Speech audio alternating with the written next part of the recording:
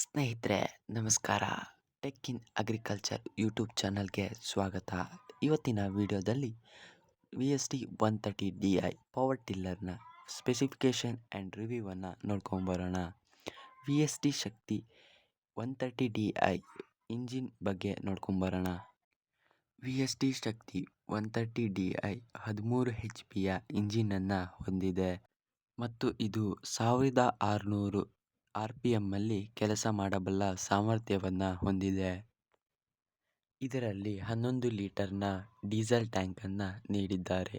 ಇದು ಪ್ರತಿ ಗಂಟೆಗೆ 900 ml ನಿಂದ 1 ಲೀಟರ್ ಡೀಸೆಲನ್ನು ಕುಡಿಯುತ್ತದೆ.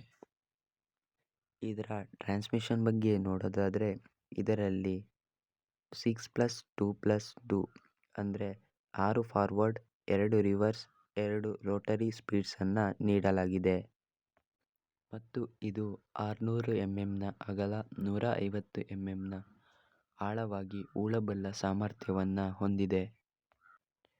ಇದರ ತೂಕ 280 kgಯನ್ನು ಹೊಂದಿದೆ ಮತ್ತು ಇದು 2 ಅಡಿ ಅಗಲವನ್ನು ಹೊಂದಿದೆ.